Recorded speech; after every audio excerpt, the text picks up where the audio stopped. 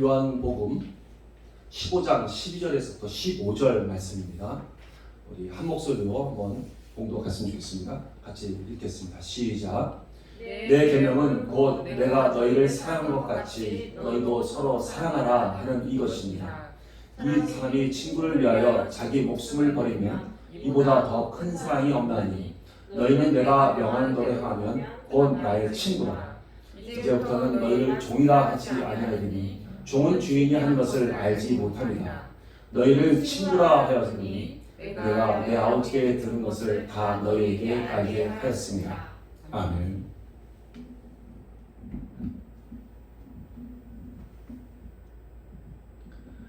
오늘은 요한복음 15장 12절 15절 말씀 가지고 예수님의 사랑이라는 제목으로 하나님의 말씀을 나누고자 합니다.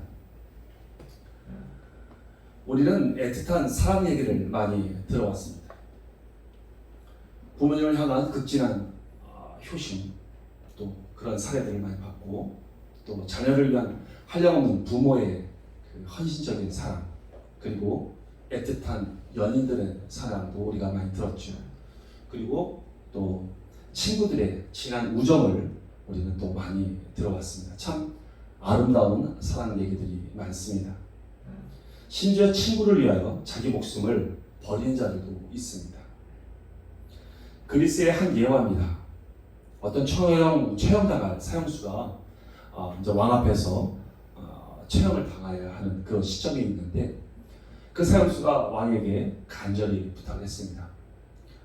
자기 늙은 노모를 한 번만 볼 수 있게 해달라고.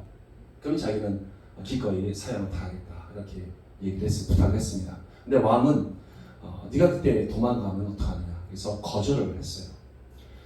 너무나도 간곡하게 부탁을 계속해서 사형수가 하는 걸 보고 옆에 있던 친구가 내가 내 생명으로 보증을 서겠다라고 말을 했습니다. 그래서 왕은 그 우정이 진짜일까라는 생각도 의심 반 또 해서 그 사형수를 보내줬죠. 그러면 어머니를 보고 빨리 돌아와라. 그러지 않으면 네 친구를 대신 교수형에 처하겠다, 이렇게 얘기를 보냈죠. 한참이 지나도 돌아올 때가 됐는데 돌아오지 않았습니다. 사람들은 놀려대기 시작했어요. 비난하기 시작했습니다. 거봐라, 자기 생명이 귀한데 누가 돌아오겠느냐, 너는 저 대신 죽게 된 것이다 라고 조소하기 시작했죠. 그러나 그 친구는 끝까지 어떤 이유가 있을 것이다, 말 못하는 사정이 있었을 것이다 생각하고 그 우정을 의심하지 않았습니다. 결국은 시간이 다 되어서 그 친구가 대신해서 교수형에 올라가서 밧줄을 목에 매게 되었죠. 그리고 죽는 그 순간에 저 멀리서 말을 타고 친구가 달려오기 시작했습니다.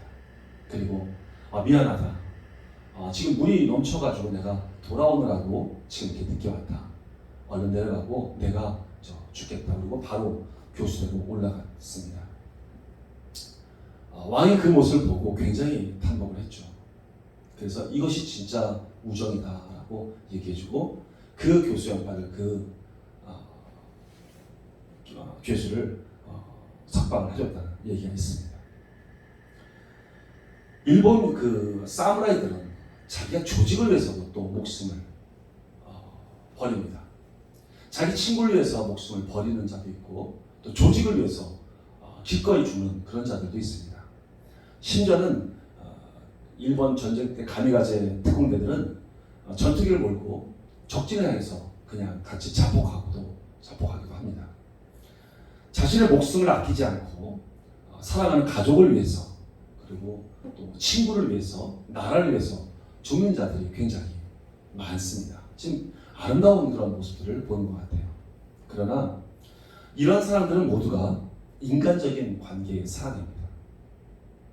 만약 지금 말씀드린 이런 아름다운 얘기들 가운데 어떤 반전이 있다면 과연 그래도 끝까지 살아갈 수 있을까요? 만약에 상대방이 나의 사랑하는 가족들을, 내 자식을 사랑하는 가족을 처참하게 죽이고, 그리고 나도 죽이려고 하는 그 사람한테 그를 용서하고 내가 기꺼이 사랑함으로 내가 대신 죽어줄 사람이 있을까요? 얼마 전 뉴스에서 나온 것처럼 사랑하는 내 아내가 어떤 남자와 결탁해서 나를 죽이고 보험금을 타려는 자가 있었습니다. 만약 그 사실을 알았는데 그것을 용서하고 기꺼이 죽어주면서 또 사랑한다고 표현할 수 있는 사람이 있을까요? 유대인은 600만 명을 히틀러는 죽였습니다. 그리고 심지어는 그들을 빈으로 만들어버렸습니다. 그 정도로 잔인했어요. 자기 가족을 그렇게 잔인하게 죽인 그 히틀러를 용서하고 사랑해주고 또 대신 죽어줄 사람이 있을까 말입니다. 우리나라도 마찬가지예요. 일본 731 부대에서 우리나라 사람들을 포로로 끌고 가서 수없이 인간 실험을 했습니다. 말로 형용할 수 없는 그런 잔인한 그런 실험들을 했죠.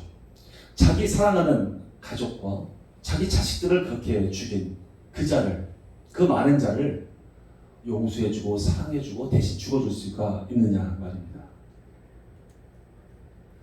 로마 때는 그랬습니다. 또 자기 사랑하는 가족들을 사자밥에 던져버렸고 그것을 즐기는 그런 네로 황제나 그런 로마의 지도자들이 있었습니다. 참 나쁜 사람이죠. 자기 가족들을 그렇게 죽인 그 자를 위해서 죽어줄 수 있겠느냐 말입니다. 그러나 예수님은 다릅니다. 우리를 위해 사랑하신 그분의 사랑은 친히 죽으심으로 우리 같은 이 죄인을 위해서 친히 죽으심으로 우리에 대한 그 사랑을 확증하신 분이십니다. 로마서 5장 7절에서 8절 말씀 함께 읽어보겠습니다. 시작. 의인을 위하여 죽는 자가 쉽지 않고 선인을 위하여 용감히 죽는 자가 혹 있거니와 우리가 아직 죄인 되었을 때에 그리스도께서 우리를 위하여 죽으심으로 하나님께서 우리에 대한 자기의 사랑을 확증하셨느니라. 아멘. 우리 인간이 이처럼 더럽고 추악한 죄인이었을 때 그때도 예수님은 우리를 사랑하셨다는 말씀입니다. 자신의 것을 다 내려놓고 자신의 모든 것을 다 내어주고서도 우리가 사망과 죽음 그리고 더럽고 추악한 어둠 속에서 헤매고 있는 우리를 건져내시려고 작정을 하시는 것이죠. 그 위대하신 사명을 그분은 절대 포기할 수가 없었습니다. 그래서 죽으심으로 그 사랑을 확증하시는 것이죠. 이것이 끝까지 사랑하시는 하나님의 사랑인 것입니다. 여러분, 예수님은 우리를 어떻게 사랑하셨을까요? 그분은 우리의 구원과 회복을 위해 모든 영광을 다 내려놓으시고 이 땅에 참 초라한 모습으로 죄인된 인간의 모습으로 오셨습니다. 그분은 얼마나 찬란한 곳에 계셨을까요? 이 세상의 왕궁과 비교할 수 있을까요? 가장 멋있다는 그 솔로몬의 왕궁과도 비교할 수 있을까요? 아니면 지금 시대의 사우디아라비아 그 왕궁과 비교할 수 있을까요? 감히 비교할 수가 없겠죠. 요한계시록 21장에서 보면 예수님께서 계신 그곳을 그려보았는데 그것은 길바닥이 정금입니다.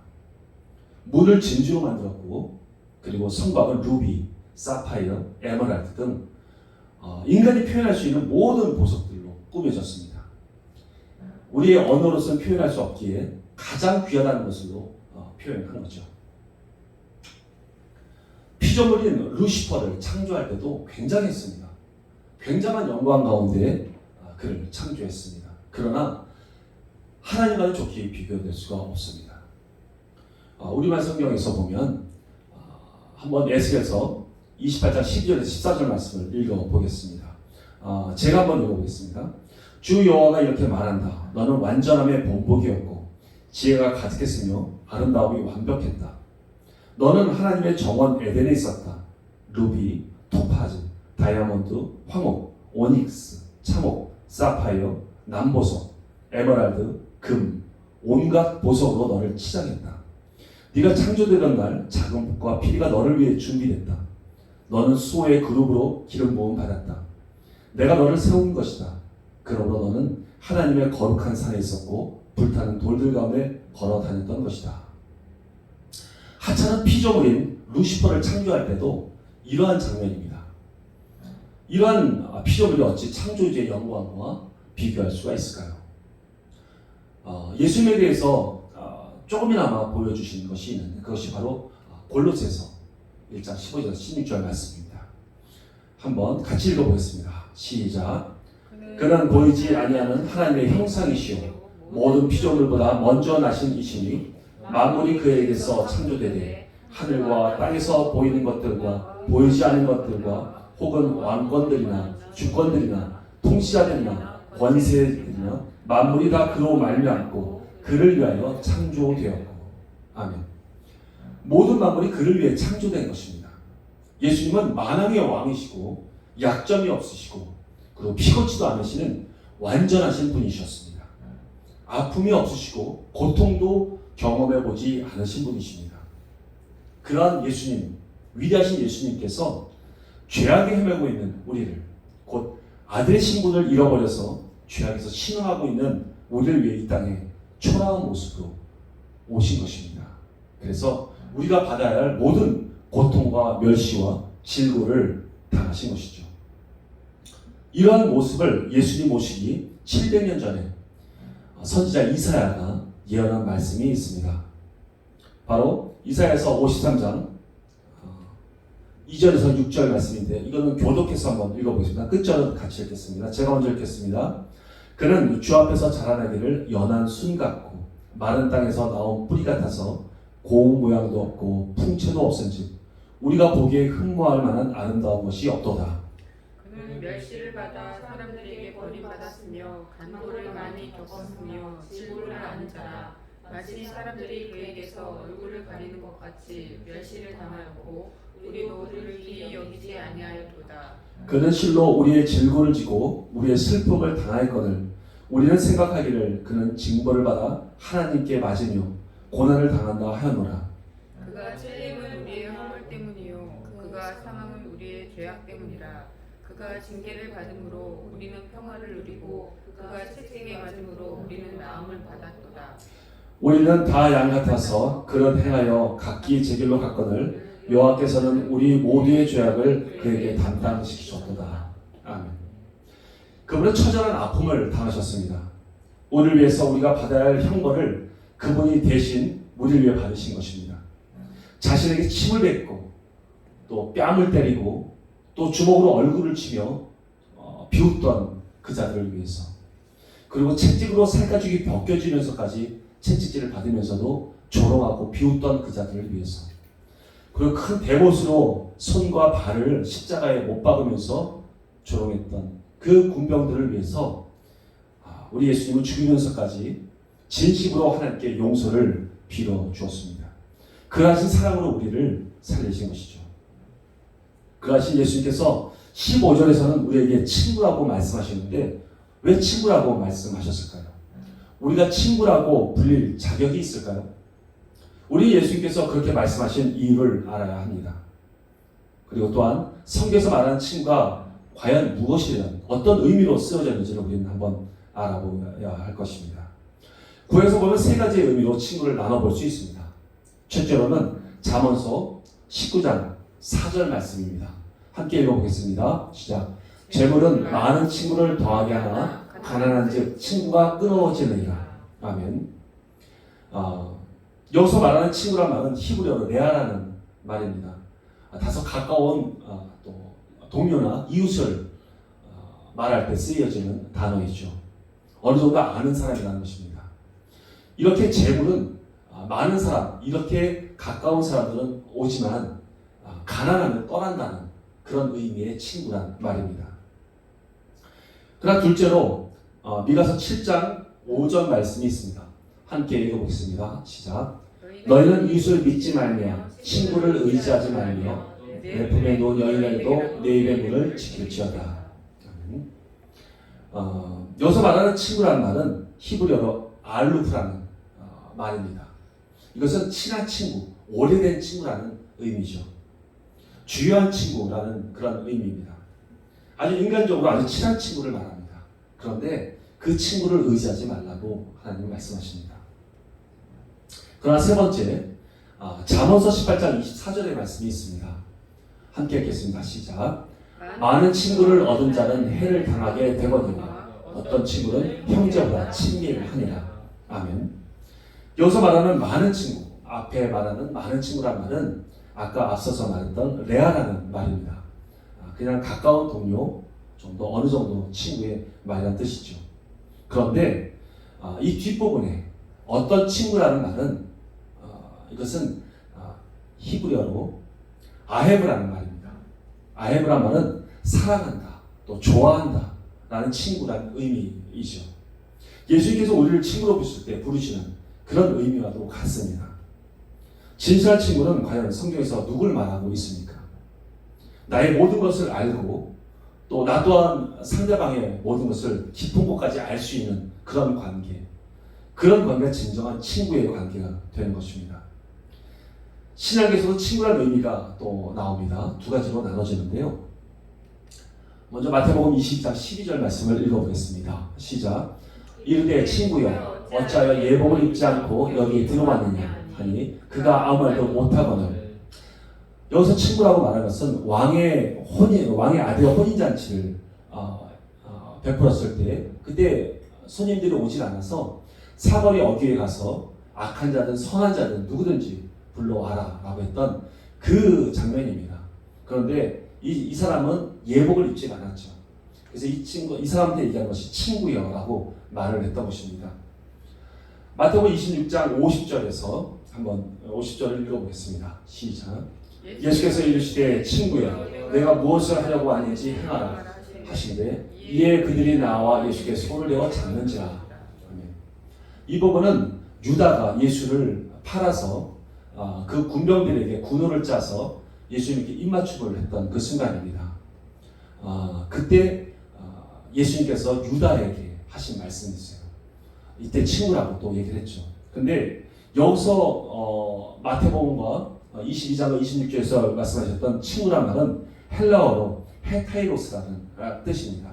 헤타이로스라는 말인데 이것은 같은 동료, 직장 동료나 또 학연 관계 같은 단순히 알고 있는 관계를 말하는 것입니다. 유다에게도 우리 예수님께는 그렇게 말씀하셨던 것이죠.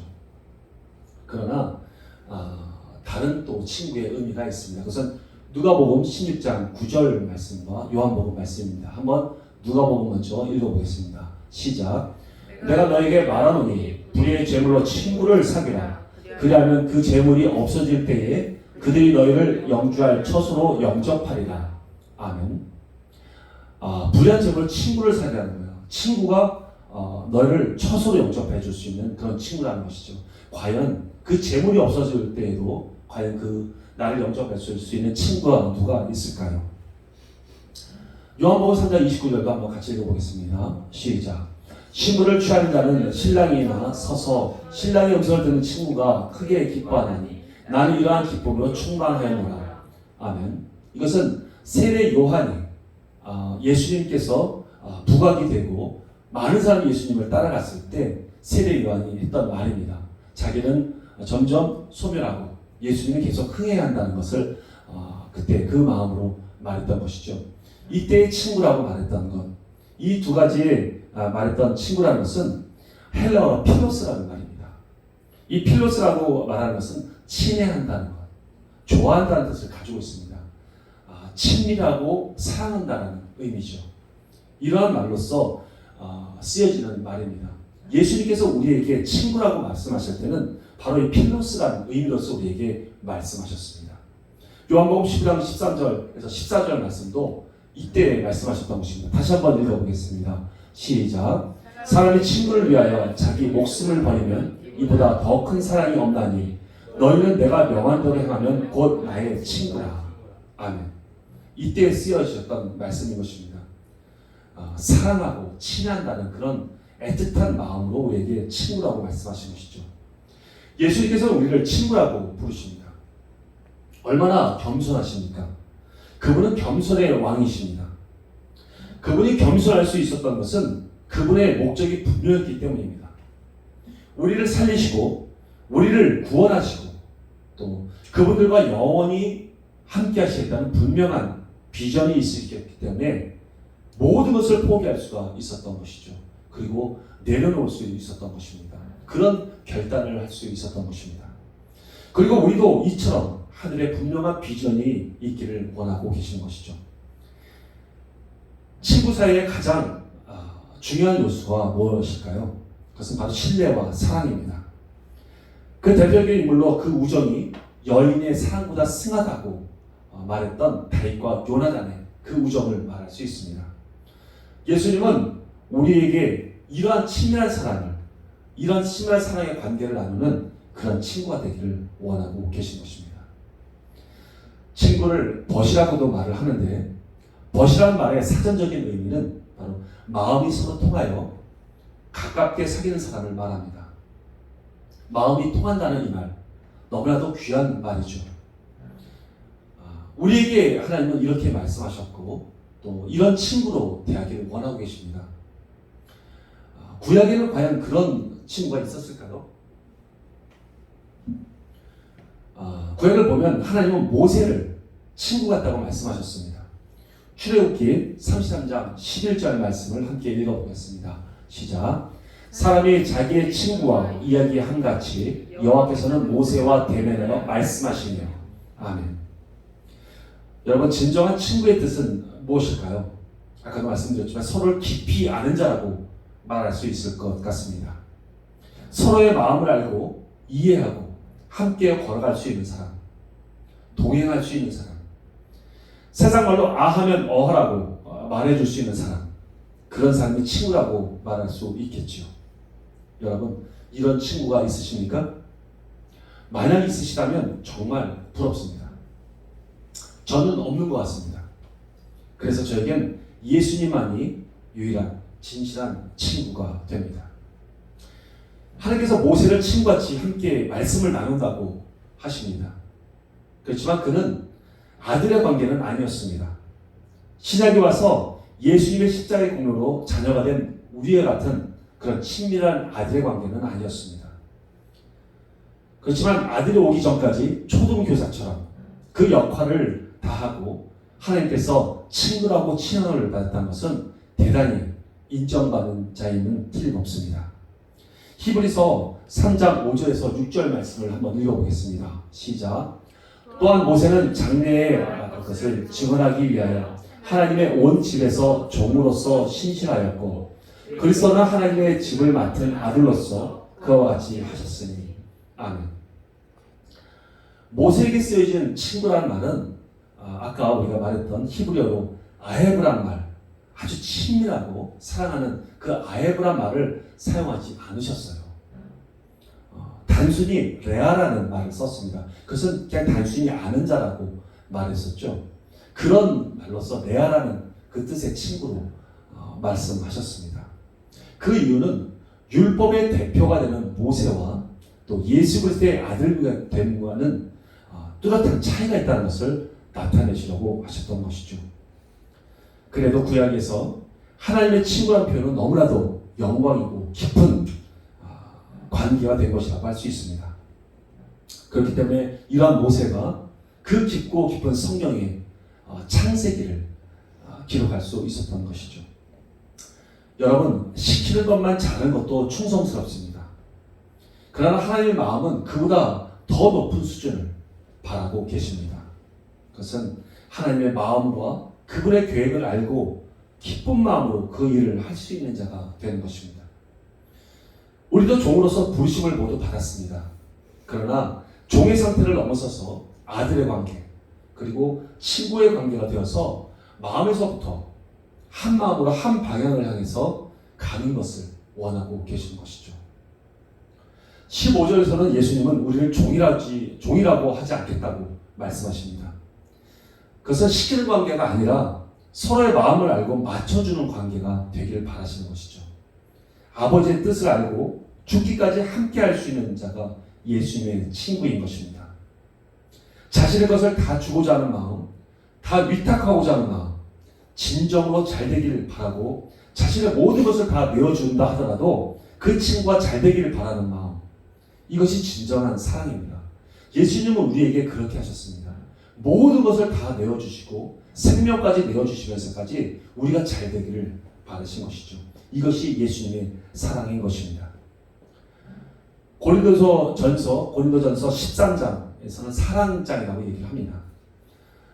이 말씀을 하시는데 과연 우리가 이 말씀을 읽어보면서 예수님을 생각했으면 좋겠습니다. 예수님 과연 그분이 행하시고 또 사역하셨던 그 모든 것들을 한번 이 말씀과 비교해서 읽어봤으면 좋겠습니다.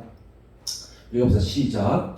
사랑은 오래 참고 사랑은 온유하며 시기하지 아니하며 사랑은 자랑하지 아니하며 교만하지 아니하며 무례히 행하지 아니하며 자기의 유익을 구하지 아니하며 성내지 아니하며 악한 것을 생각하지 아니하며 불의를 기뻐하지 아니하며 진리와 함께 기뻐하고 모든 것을 참으며 모든 것을 믿으며 모든 것을 바라며 모든 것을 견디느니라. 아멘. 예수님이 이처럼 모든 것을 우리에게 주셨습니다. 생명도 주셨고 또 오래 참아주셨고 그분은 자랑하지 않으셨습니다. 교만하지도 않으셨습니다. 자신의 유익도 구하지 않으셨죠. 우리의 아들됨의 회복을 바라시고 끝까지 견디셨습니다. 그러므로 그분은 마땅히 우리의 경배를 받으시기에 합당하신 분이십니다. 아멘. 이제 우리도 예수님을 통해서 하나님의 뜻을 알게 되었습니다. 15절 끝부분을 함께 읽어보겠습니다. 시작. 너희를 친구라 하였노니 내가 내 아버지께 들은 것을 다 너희에게 알게 하였습니다. 아멘. 예수님께서는 아버지께 들으신 모든 것을 우리에게 알게 해주셨다고 하십니다. 우리는 아버지의 무엇을 알게 되었나요? 우리는 아버지의 뜻을 알게 되었습니다. 그분은 우리가 하나님을 경외하고 하나님을 사랑하고 이웃을 사랑하고 내 몸같이 사랑하고 그리고 예수님의 장성한 분량으로 자라서 우리 하나님과 함께하는 한 마음으로 동행하는 그런 자가 되기를 원하시고 계시는 것이죠. 이제 하나님의 뜻을 알고 그분의 마음을 알게 되었다면 우리는 예수님과 친구가 될 수 있습니다. 잠시 전에 친구를 벗이라고 말씀드렸죠. 벗이란 마음이 서로 통하여 가깝게 사귀는 사람이라고 말씀드렸습니다. 주님과 마음이 통한다는 이러한 관계 그리고 기쁘게 순종함으로 또 이러한 사랑의 관계를 확증할 수 있는 우리가 되어야 할 것입니다. 끝으로 14절 우리가 한번 읽어보고 마치겠습니다. 함께 읽겠습니다. 시작. 너희는 내가 명하는 대로 행하면 곧 나의 친구라. 예수님의 말씀대로 행함으로 우리를 친구라고 부르실 수 있는 그런 삶이 되어야 할 것입니다. 정말 아름다운 사랑의 삶입니다. 우리 모두가 주님과 친구가 되고 또 서로가 그 마음을 교통함으로 해서 말하지 않아도 서로가 알 수 있고 하나님 우리에게 무엇을 원하고 계신지를 말을 하지 않아도 우리가 알 수 있고 그 마음 깊은 곳이 무엇인지를 우리가 알 수 있어서 그대로 순종하며 따라갈 수 있는 그런 관계, 그게 진실한 친구의 관계입니다. 우리가 모두가 예수님과 이러한 진실한 친구의 관계가 되는 우리 모두가 되기를 예수님의 이름으로 축원드립니다. 아멘. 하나님 감사합니다. 저희를 사랑하여 주셔서 예수님께서 이처럼 큰 사랑을 우리에게 부어주셨습니다. 우리가 이 사랑의 넓이와 깊이와 높이와 길이를 알기를 원합니다. 그래서 우리 예수님의 친구가 되어서 먼저 우리 하나님의 그 마음을 알아서 순종하고 그 길을 따라감으로 해서 말하지 않아도 그 마음을 알 수 있는 그런 친구가 되어서 우리 예수님께 영광을 돌리는 그런 아주 친밀한 관계 될 수 있는 저희들이 다 되기를 소원합니다. 하나님 은혜를 베풀어 주시고 더욱더 하나님 그 사랑 안에 깊이 감격하는 저희들 모두가 되게 하여 주옵소서. 예수님의 이름으로 기도 올려옵나이다. 아멘. 네, 봉헌 하겠습니다.